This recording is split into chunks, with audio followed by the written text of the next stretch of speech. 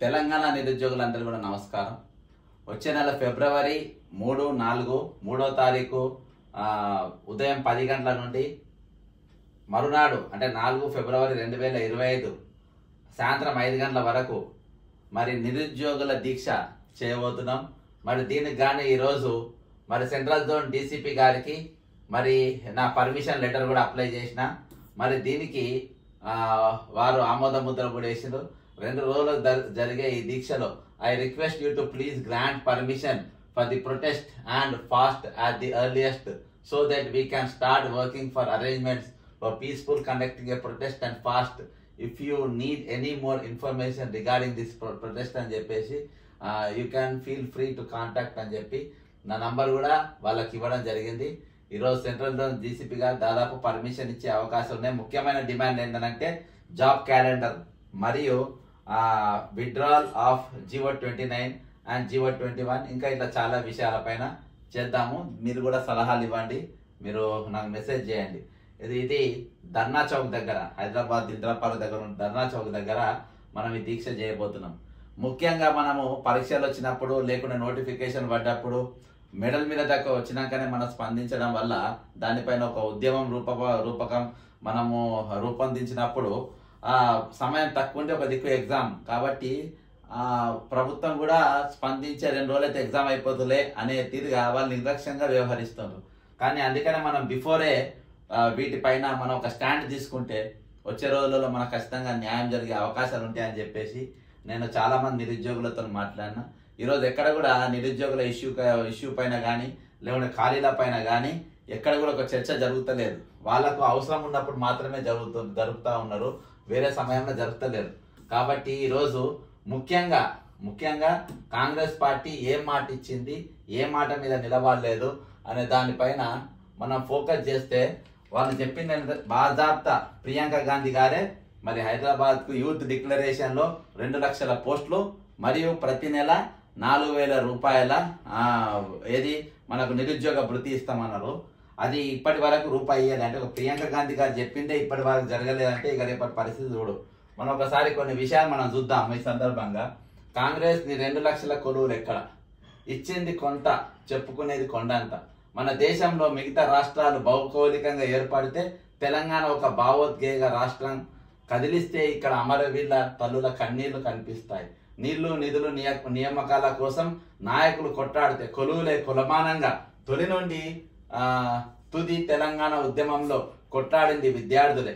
తెలంగాణ వస్తే కోరుకున్న కొలువు వస్తుందని గొప్పగా బతుకుతామని విద్యార్థులు తమ జీవితాలని లెక్క చేయకుండా ప్రాణాలని పణంగా పెడితే ఆ త్యాగాల పునాదుల పైన తెలంగాణ పురుడు పోసుకున్నది. తెలంగాణ రాష్ట్రం ఏర్పడితే తొలి ఫలితం విద్యార్థులకే దక్కాలి, అది వారి హక్కు కూడా.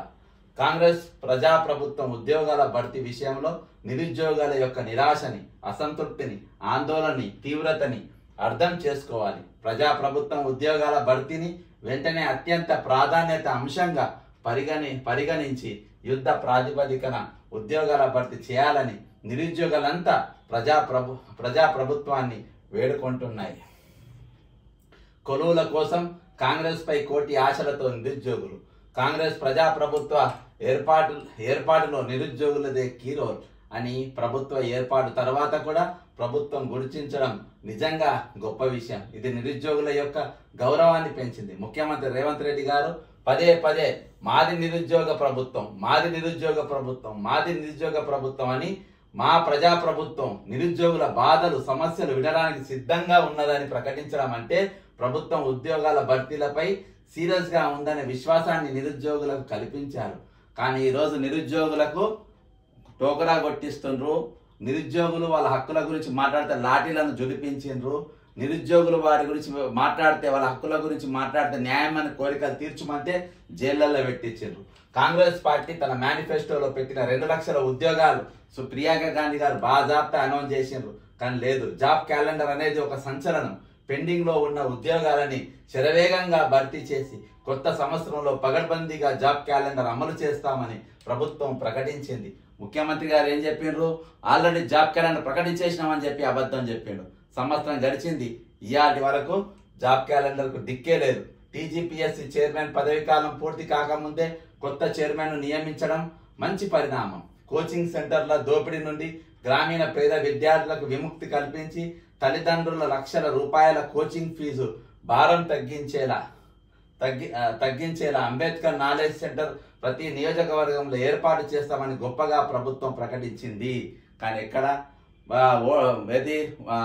ఓడదాటగానే ఓడమల్లన్న ఓడదాటగానే బోడిమల్లన్న అన్నట్టు ఈరోజు ప్రభుత్వం ఎన్నిక జరగగానే మొత్తం మర్చిపోయింది. ప్రస్తుత జాబ్ క్యాలెండర్ అమలుకు ముందే ప్రతి నియోజకవర్గంలో అంబేద్కర్ నాలెడ్జ్ సెంటర్ను ఏర్పాటు చేసి అనుభవ జ్ఞానులైన అధ్యాపకుల చేత ఖరీదైన కోచింగ్ని ఉచితంగా అందిస్తాం. మెగా డిఎస్సి 4,000 రూపాయల నిరుద్యోగ భృతి, పరీక్ష ఫీజులు వసూలు చేయమని, లైబ్రరీలను అభివృద్ధి చేస్తామని, పరీక్షకి తగినంత సమయం అంటూ అనేక హామీలను స్వయంగా కాంగ్రెస్ అగ్రనాయకత్వం నిరుద్యోగులకు హామీ ఇచ్చింది. కమ్మటి మాటలతో కడుపు నింపుతున్నదని, కానీ కొలువులు ఇవ్వకుండా కాంగ్రెస్ నిరుద్యోగులను నిలువుగా మోసం చేస్తున్నదని నిరుద్యోగులంతా తీవ్ర ఆగ్రహంతో ఉన్నారు. సంవత్సరము తిరిగే లోపే ఇచ్చిన హామీలని నెరవేర్చకుండా కాంగ్రెస్ ప్రజాప్రభుత్వం నిరుద్యోగులను నమ్మించి మోసం చేసిందని నిరుద్యోగులంతా తీవ్ర నిరాశ నిస్పృహలతో ఉన్నారు. ఇన్ని వాగ్దానాలు ఇచ్చింది కాంగ్రెస్ పార్టీ, ఒక్క వాగ్దానం కూడా నెరవేర్చలేదు. నిరుద్యోగులకు పిలిచి వాళ్ళ బస్సులు ఎక్కించి ఊరూరు తిప్పి మీకు ప్రభుత్వం రాగానే మీకు నౌకర్లు ఇస్తాం, 46 జీవో ఎత్తేస్తాం, నౌకరు వచ్చేదాకా మీకు 4,000 రూపాయలు ప్రతి నెల మన నిరుద్యోగ భృతి ఇస్తామని చెప్పి ప్రగల్భాలు మన అంబేద్కర్ నాలెడ్జ్ సెంటర్లు పెడతాం ప్రగల్భాలు పలికి ఇవాటికి ముఖం చాటేసింది. ఇవాళ ఒకటే పని మీద ఉన్నారు ముఖ్యమంత్రి గారు వాళ్ళ అనుయంగులు. సంవత్సరం తిరిగేలోగా 2 లక్షల ఉద్యోగాలు నింపింది 12,000. కొలువుల కోసం కాంగ్రెస్ ప్రజాప్రభుత్వంపై ఇచ్చింది ఎంత? 12,000. చెప్పుకున్నది అంటే 55,000. పచ్చి అబద్ధాలు. 1,78,000 కోట్ల పెట్టుబడులు దల్లాస్కి వెళ్ళి తీసుకొచ్చిన అనేది ఎంత నిజమో 55,000 పోస్టులు నింపినందుకు కూడా అంతే నిజం. అంటే పచ్చి అబద్ధాలు. సంవత్సరం తిరిగేలోగా 2 లక్షల ఉద్యోగాలు నింపిండు 12,000. కొలువుల కోసం కాంగ్రెస్ ప్రజాప్రభుత్వంపై కోటి ఆశలు నిరుద్యోగులు పెట్టుకున్నారు. కాంగ్రెస్ ప్రజాప్రభుత్వం వచ్చి సంవత్సరం పూర్తి అయ్యింది. సంవత్సరం తిరిగేలోగా 2 లక్షల ఉద్యోగాల భర్తీ, కానీ నేటికి ఇచ్చింది కొంచెం అటు ఇటుగా 12,000 ఉద్యోగాలు. అంటే హామీ ఇచ్చిన మొత్తం ఉద్యోగాలలో ఇది కేవలం 5% మాత్రమే. ఇంకా 95% ఉద్యోగాల భర్తీ ఎప్పుడు? 2 లక్షల ఉద్యోగాలు దేవుడెరుగు. 12,000 ఉద్యోగాలు ఇచ్చి 55,000 ఉద్యోగాలు ఇచ్చామని ప్రభుత్వం చెప్పుకోవడం నిజంగా సిగ్గుచేటు. సిగ్గు లేకుండా అబద్ధాన్ని గట్టిగా చెప్పి అది నిజంగా నిజం అవుతుంది, నిజం అని చెప్పే ప్రయత్నం చేస్తుంది. మేడిపండు కథల 2 లక్షల ఉద్యోగాల భర్తీ మారింది. మా ఉద్యోగాలు మాకు దక్కుతాయనే నమ్మకం రోజు రోజుకి సన్నగిల్లుతున్నది. ఇచ్చింది లేదు, జాబ్ క్యాలెండర్ అమలు లేదు.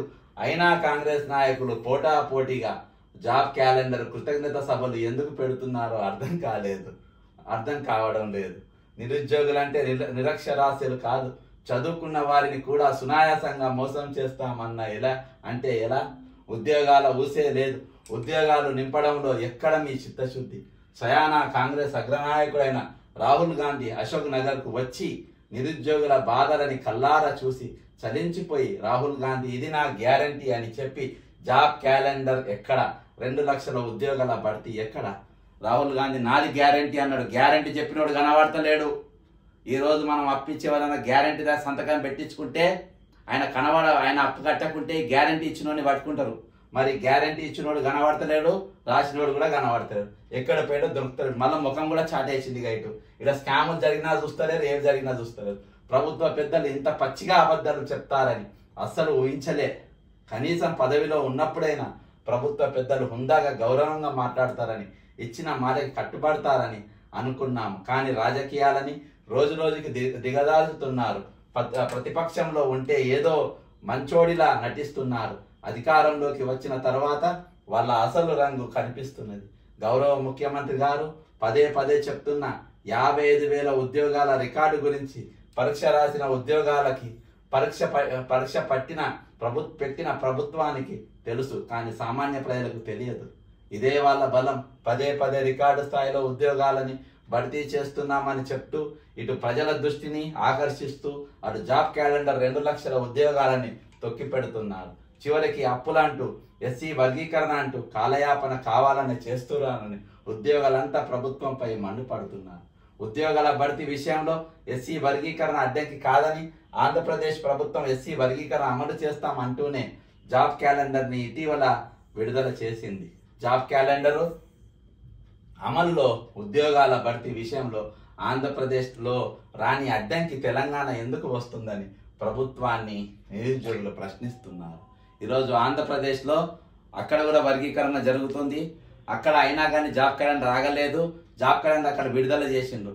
ఎందుకంటే 4వసారి ముఖ్యమంత్రిగా చేసినటువంటి వ్యక్తి ఆయన అనుభవ జ్ఞానంతో ఈరోజు అక్కడ ఖాళీలు మొత్తం అనౌన్స్ చేసిండు. కానీ తెలంగాణ ప్రభుత్వం ఈరోజు ప్రజా ప్రభుత్వం అని చెప్పుకుంటుంది, నిరుద్యోగుల ప్రభుత్వం అని చెప్తుంది. రాహుల్ గాంధీ గ్యారంటీ అంటారు, ప్రియాంక గాంధీ గ్యారంటీ అంటారు. ఇద్దరు కూడా ఇక్కడ కనబడరు. ఓట్లు వేసుకుండ్రు, అధికారం తెచ్చుకుండ్రు, నిరుద్యోగుల ఊరూరు తిప్పిండ్రు, ఈరోజు దాటిండ్రు. మళ్ళీ ఇక్కడ కనబడితే ఒట్టు. ఈరోజు అక్కడ ఆంధ్రప్రదేశ్ రాని అడ్డంకి ఇక్కడ వర్గీకరణ ఇక్కడెందుకు అడ్డంకిగా వస్తుంది? మీరు జాబ్ క్యాలెండర్ ఎందుకు ప్రకటిస్తలేరు అని ఈరోజు నిరుద్యోగ లోకమంతా మీరు ప్రశ్నిస్తూ ఉంది. మీ దిక్కు ఏలు చూపెడతా ఉంది. అందుకనే ఫిబ్రవరి 3వ తారీఖు 4వ తారీఖు నిరాహార దీక్ష చేయబోయేది 48 గంటల పాటు చేయబోయేది ఈ అంశాల మీదనే ఇంకా ఉన్నది. అప్పులతో నిరుద్యోగుల జీవితాలని ముడిపెట్టడం న్యాయమేనా? నిరుద్యోగులంటే అంత చిన్న చూప? అవమానకరంగా అప్పులతో నిరుద్యోగుల జీవితాలను తీసిపాయడం ఇది ఏ విధంగా ప్రజాప్రభుత్వ గౌరవాన్ని పెంచుతుంది? మేము ఎన్నో కలలు కన్నాం. కాంగ్రెస్ ప్రజాప్రభుత్వం అధికారంలోకి వస్తే 2 లక్షల ఉద్యోగాలని జాబ్ క్యాలెండర్ ద్వారా భర్తీ చేస్తుంది అనుకున్నాం. ప్రస్తుత ప్రభుత్వ పెద్దలు 10 ఏళ్ళు అధికారంలో లేరు. రాజకీయ నిరుద్యోగులుగా ఉన్నారు. తప్పకుండా వారికి నిరుద్యోగుల బాధలు వారికి తెలుసు. కాబట్టి ఉద్యోగాల భర్తీనే ప్రధాన ఎజెండాగా ప్రజాప్రభుత్వం శరవేగంగా కొలువుల భర్తీ చేయాలని నిరుద్యోగులు ప్రభుత్వాన్ని ప్రార్థిస్తున్నారు. అంతేకాని అప్పులతో నిరుద్యోగుల జీవితాలని ముడివేయడం నిజంగా బాధాకరం. ప్రస్తుతం ఉన్న అప్పులు గత ప్రభుత్వం చేసిన అప్పులే. అయినా అప్పటి ప్రభుత్వం మీద ఉద్యోగాలు భర్తీ చేయడం లేదు అని ప్రస్తుత ప్రభుత్వ పెద్దలు పోరాడారు కదా, కొట్టాడారు కదా. అప్పుడు మీరు అప్పులతో ఉద్యోగాలని ఎందుకు ముడిపెట్టలేదు?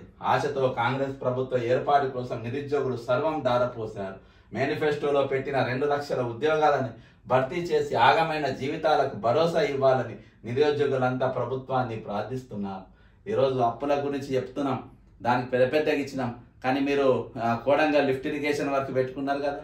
మరి నాకు పాత బిల్లులు రావాలని చెప్పేసి పాత బిల్లులని ఇస్తున్నారు కదా కమిషన్లు తీసుకొని. ఈరోజు వీళ్ళ దగ్గరకు వస్తే ఒక అప్పుల కింద ముడిపెడుతున్నారు.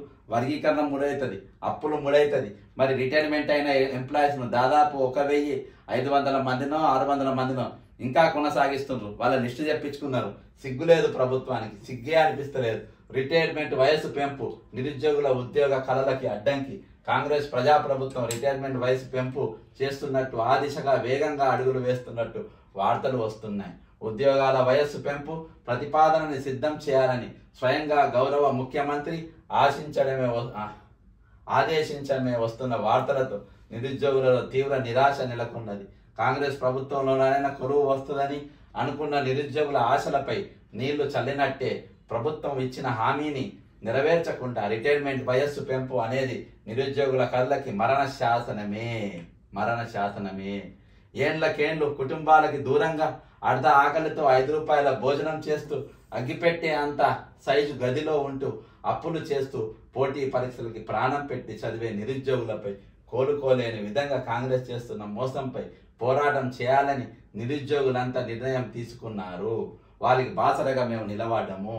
ఈరోజు ఒకటే 5 రూపాయల అన్నం కూడా దొరకనోళ్ళు, 5 రూపాయలు తినే అన్నం కూడా లేనోళ్ళు రామకృష్ణ మఠం కాడ 11:30కు రేవంత్ రెడ్డి గారు మీ కుటుంబ సభ్యులతో అక్కడ నిలబడండి. అక్కడ లైన్లో నిరుద్యోగులు అక్కడ బిచ్చగాళ్ళతో వీళ్ళకు కూడా సమానంగా నిలబడుకుంటా అన్నాలు తిరిగే పరిస్థితి. ఒక్కొక్క రూమ్లో 5-10 మంది వండుకుంటా మరి వారు అన్నం వండుకుంటూ బయట కూరలు కొనుక్కునే పరిస్థితి. ఈరోజు ఇంటికి డబ్బులు రానోళ్ళు దోస్తుల బైకులు తీసుకొని ఊబర్లు ఓలాలు పగలో రాత్రి నడుపుకొని వాళ్ళ ఖర్చు కోసం డబ్బులు సంపాదించుకొని చదువుకునే పరిస్థితి. ఈ కష్టామేమి నీకు తెలియదు. నువ్వు సునాయాసంగా ముఖ్యమంత్రి అవుతావు, సునాయాసంగా డబ్బులు దండుకుంటావు. ఆర్టీఐలు వేసి బ్లాక్మెయిల్ చేసి సంపాదించుకున్నట్టు ఈరోజు మరి వేరే వాళ్ళపైన ఒత్తిడి తెచ్చి హైడ్రా పేరుతో ముంచి ఈరోజు డబ్బులు పెంచుకున్నట్టు కాదు. వీళ్ళు రెక్కాడితే కానీ దొక్కాలని కుటుంబాల నుండి వచ్చిన నిరుపేదలైన మరి కుటుంబాల పైన మరి ఇంత కూడా జాలి కనికరం లేకుండా వీళ్ళ కోసం నాకు ఒక అవకాశం ఇచ్చిండ్రు అనే ఇంగిత జ్ఞానం లేకుండా ఈరోజు తెలంగాణ ముఖ్యమంత్రి ప్రభుత్వ పెద్ద మరి ఈ విధంగా మరి వ్యవహరిస్తే మరి పోరాటం తప్ప మరి వేరొక మార్గం లేదు. పోరాడితే పోయేది లేదు, బానిస సంఖ్యలు తప్ప అనే నినాదాన్ని ఈరోజు గుండె గోడలపైన దాచుకొని పదండి ముందుకు, పదండి తోసుకు, పోదాం పోదాం పైకి అని శ్రీ యొక్క నినాదాన్ని గొలమెత్తుకుంటూ మేము ఖచ్చితంగా దీనిపైన పోరాటం కొనసాగిస్తాం.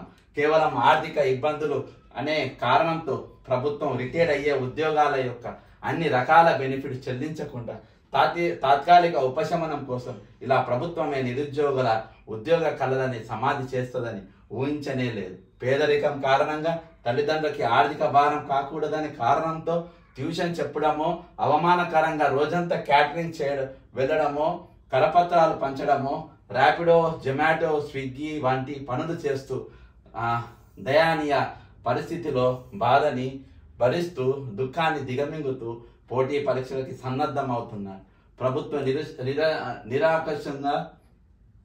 నిరంకుశంగా ఉద్యోగాల రిటైర్మెంట్ వయస్సు పెంచడంపై రానున్న రోజులలో ఈ సమస్యపై మరో తెలంగాణ తరహా ఉద్యమం చేయాలనే ఆలోచనలో నిరుద్యోగులు ఉన్నారు.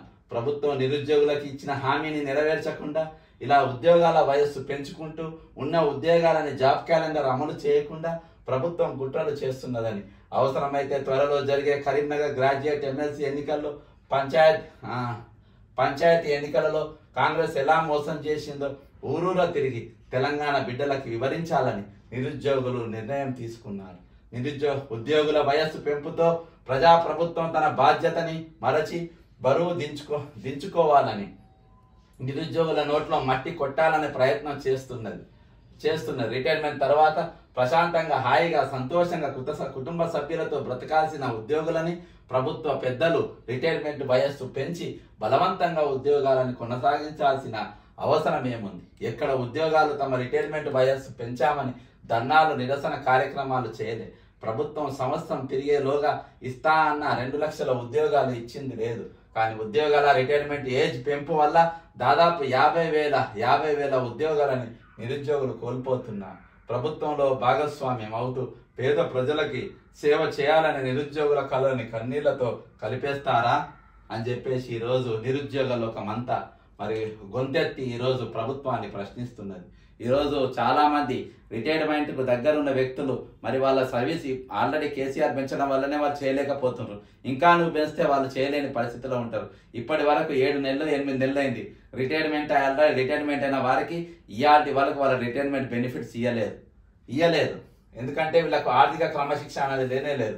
జీవో 29 మన దీక్షలో మరొక డిమాండ్, జీవో 29తో సామాజిక తెలంగాణకు తూట్లు.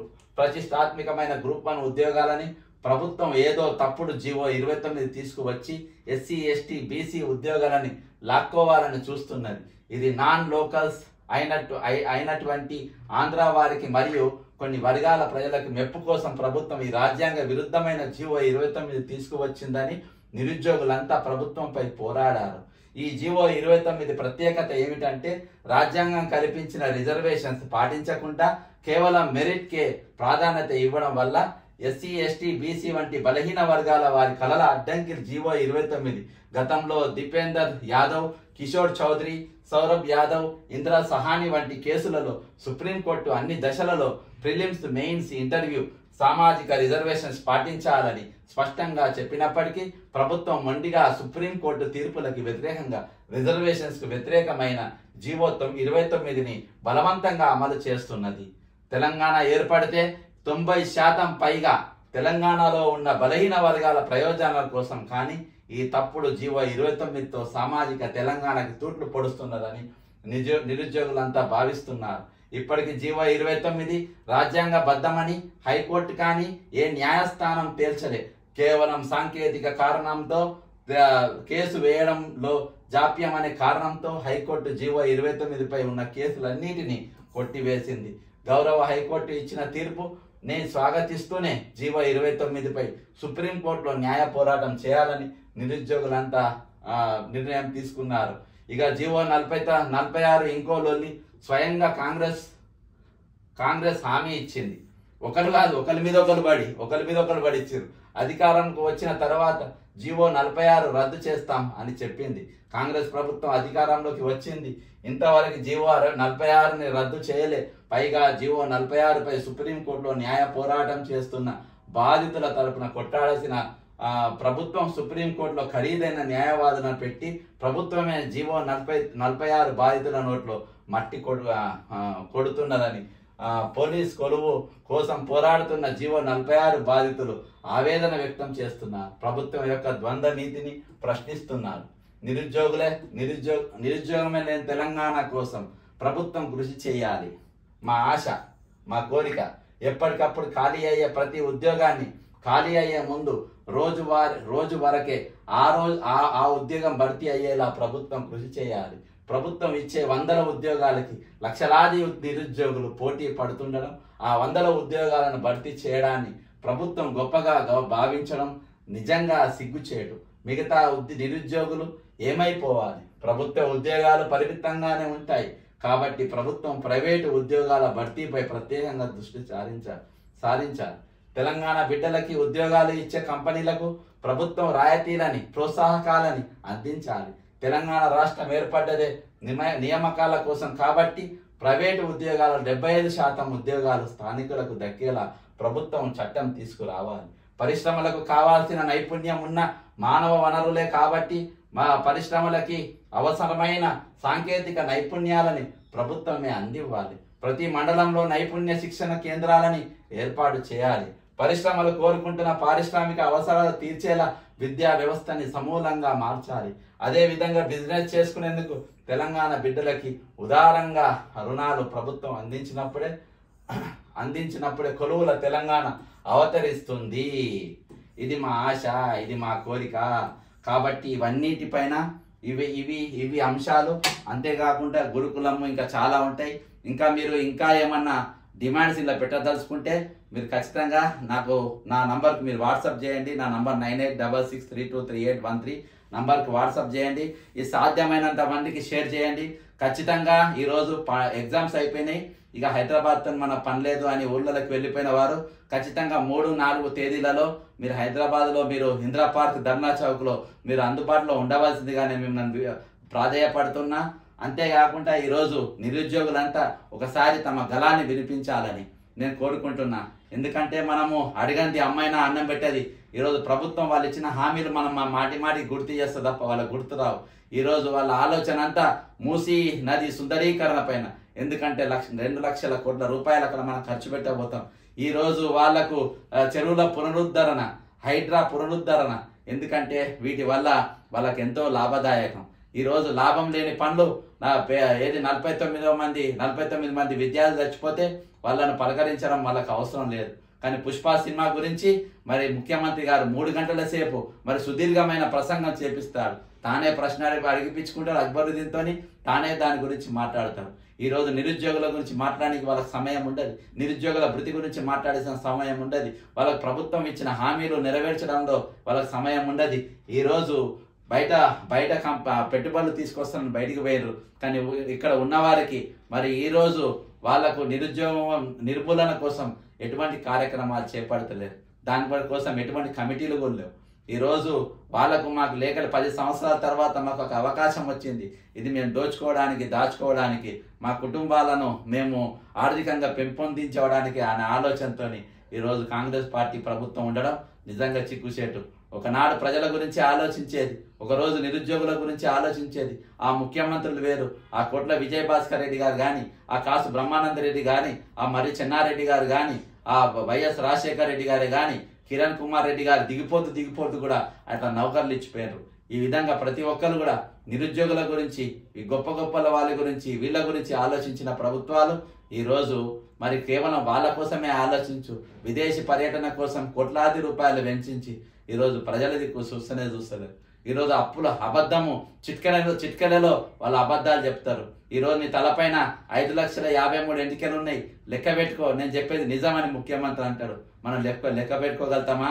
ఈరోజు వాళ్ళు చెప్పే మాటలు అన్ని కోటలు దాటుతాయి, కానీ వాళ్ళ నిజాలు మాత్రం గడప కూడా దాటలేవు.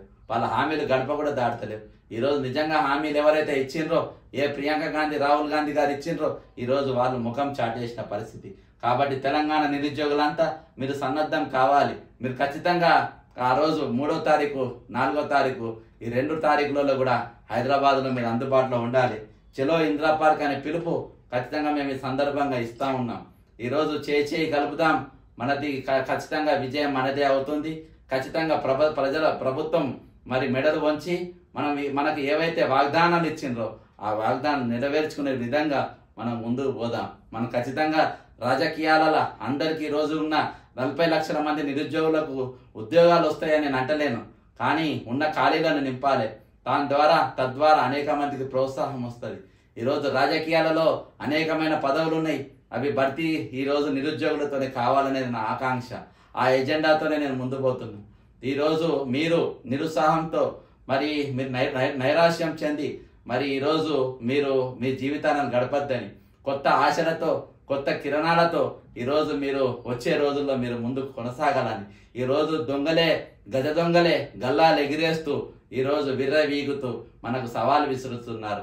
వచ్చే తరం కోసం మనం నిలబడక తప్పది, వచ్చే తరం కోసం మన త్యాగాలు తప్పయి. కాబట్టి మనం ఖచ్చితంగా పోరాటంలో ముందుందాం. మీరు నన్ను స్ఫూర్తి తీసుకోండి, నేను మిమ్మల్ని స్ఫూర్తి తీసుకుంటా. ఒకరినొకరు స్ఫూర్తి తీసుకుంటూ మనం ఖచ్చితంగా ఈ పోరాటం మాత్రం మనం కొనసాగించాలి. ఖచ్చితంగా మీరు 3వ తారీఖు 4వ తారీఖు 2 రోజులు 48 గంటల దీక్షకు తెలంగాణలో ఉన్న నిరుద్యోగులంతా మీరు కదలి రావాలని చెప్పి ఇందిరా పార్క్ దగ్గర మనం అందరం కూడా అక్కడ కలుసుకుందామని చెప్పి 48 గంటల దీక్షకు నేను ఖచ్చితంగా ఎక్కడి కదలకుండా నేను ఏ విధంగా అయితే కూర్చుంటానో పండుకుంటానో ఆ విధంగా మీరు కూడా ఉండేటట్టుగా ప్రిపేర్ అయ్యి రావాలని కోరుకుంటున్నా. ఇదొక ప్రభుత్వానికి ఒక హెచ్చరిక, ప్రభుత్వానికి ఇదొక కనువిప్పు కావాలని తెలంగాణ ప్రజలంతా కోరుకోవాలి. మనతో పాటు మన తల్లిదండ్రులు, నిరుద్యోగుల తల్లిదండ్రులు, వాళ్ళ కుటుంబ సభ్యులు కూడా మరి మద్దతు తెలపాలని కోరుకుంటూ సెలవు. అంతేకాకుండా వామపక్ష పార్టీలు మరి ప్రజల భావాజాలంతో ఉన్న పార్టీలు ఈరోజు ఒక డిపిఆర్ తీసుకొచ్చింది. ఇప్పటిదాకా జరిగిన డిపిఆర్ వినిపించింది ఎవరు? నీళ్లు, నిధులు, నియామకాలు, ఆత్మగౌరవం, స్వయం పాలన అనే నినాదాలను, ఇంటింటికి ఉద్యోగం, మరి ఇంటింత సౌభాగ్యం అనే నినాదాలు చెప్పినటువంటి ఆ కోదండరాం ఎక్కడ పోయిండు? ఆ దశపతి మన ఆ మల్లెపల్లి లక్ష్మీ ఎటు పోయిండు? ఆ గంట చక్రపాణి ఎక్కడికి పోయిండు? ఈరోజు వాళ్ళంతా తప్పించుకున్నారు. 1200 మంది విద్యార్థులను బొంద పెట్టుకున్నారు. ఆ బొందల పైన వీళ్ళు ఆట ఆడుకుంటున్నారు. వీళ్ళ కుటుంబాలు సిరు సంపాదనతో వెదజల్లుతున్నారు. కొత్త కాళ్ళలో షికార్లు చేస్తున్నారు. ఈరోజు తీర్మానం మల్లయ్య అనేటోడు కానీ, జీవన్ రెడ్డి గారు కానీ, ఎమ్మెల్సీ కోటాలో వారు ఎమ్మెల్సీలు అయిన వాళ్ళు ఈ నిరుద్యోగుల గురించి, గ్రాడ్యుయేట్స్ గురించి మాట్లాడే పరిస్థితి లేదు. కాబట్టి మన రేపటి గురించి మనం ఆలోచించుకోవాల్సిన అవసరం ఉన్నది. మనకు ఎవరు మద్దతుగా రారు, మన తరఫున ఎవరు నిలవరరు, మన కన్నీటి బిందువులు తుడిచేటోళ్ళు లేరు. మన కన్నీళ్లు మనమే తుడుచుకోవాలి, మనల్ని మనమే ఓదార్చుకోవాలి, మన పోరాటం మనమే పోరాటం చేయాలి. కాబట్టి తెలంగాణ ప్రజల ఈ రాత్రి నేను పొద్దుటి నుండి మరి పర్మిషన్ కోసం తిరిగి మరి ఈ రాత్రి ఇంత ఇంపార్టెంట్ అనుకొని నేను మీకు వీడియో చేసి పంపుతా ఉన్నా. కాబట్టి ఒకరినొకరు షేర్ చేసుకోండి. ఖచ్చితంగా నేను దీనికి ఎక్కడ కూడా మార్క్ పెడతలేను. వేరే ఛానల్స్ కూడా మీరు డౌన్లోడ్ చేసి చేసుకోవచ్చు. ఆ విధంగా నేను వాటర్ మార్క్ పెట్టకుండా ఈ వీడియో అప్లోడ్ చేస్తున్నా. కానీ ప్రతి నిరుద్యోగికి ఇది చేరాలి, ప్రతి తల్లిదండ్రులకి ఇది చేరాలి, వాళ్ళ పిల్లలు బాగుండాలని అనుకునే వాళ్ళందరూ కూడా ఇది చేర్చుకోవాలి అనే వాళ్ళ వచ్చే తరం కోసం మనం సంసిద్ధం కావాలని కోరుకుంటూ సెలవు తీసుకుంటున్నా. శుభరాత్రి. జై తెలంగాణ, అమరవీరులకు జోహార్లు.